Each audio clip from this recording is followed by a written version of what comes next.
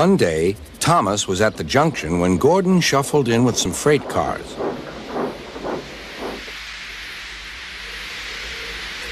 Phew, remarked Thomas. what a funny smell. Can you smell a smell? I can't smell a smell, said Annie. A funny, musty sort of smell, said Thomas. No one noticed it till you did, grunted Gordon. It must be yours. Not long ago, he had fallen into a dirty ditch. Thomas enjoyed teasing him about it. Annie, Clarabelle, do you know what I think it is? It's ditch water. Before Gordon could answer, Thomas puffed away. Annie and Clarabelle could hardly believe their ears. He's dreadfully rude. I feel quite ashamed.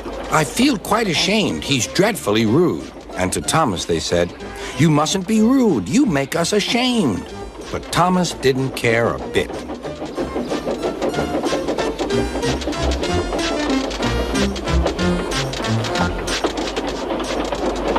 That was funny. That was funny, he chuckled. He felt very pleased with himself.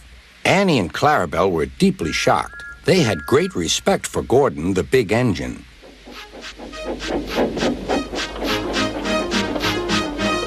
Thomas left the coaches at the station and went off to a mine for some cars.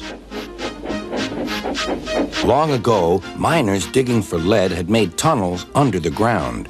Their roofs are strong enough to hold up cars, but not the weight of engines.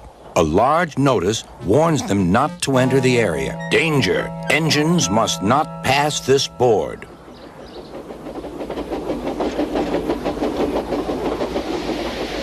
Silly old board, thought Thomas. He had often tried to pass it, but had never succeeded. But this morning he had made a plan. The fireman went to throw the switch. Now for my plan, thought Thomas.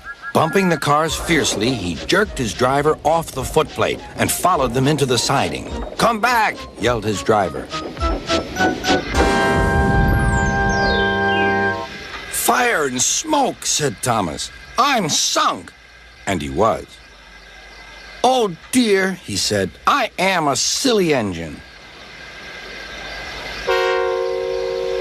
"And a very naughty one, too. I saw you," said Sir Topham Hatt. "Please get me out. I won't do it again." "I'm not sure. We can't lift you out with a crane. The ground's not firm enough." Let me see. I wonder if Gordon could pull you out." "Yes, sir," said Thomas, but he didn't want to meet Gordon just yet. "Down a mine, is he?" laughed Gordon. "What a joke!"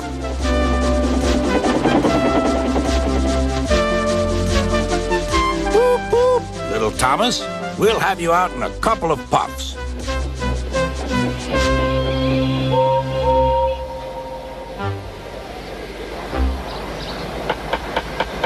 Strong cables were fastened between the two engines. "Are you ready? Heave!"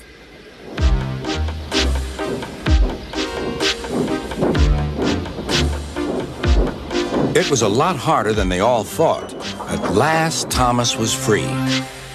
"I'm sorry I was cheeky," said Thomas.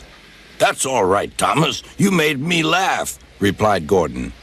"I'm in disgrace." "So am I," said Thomas.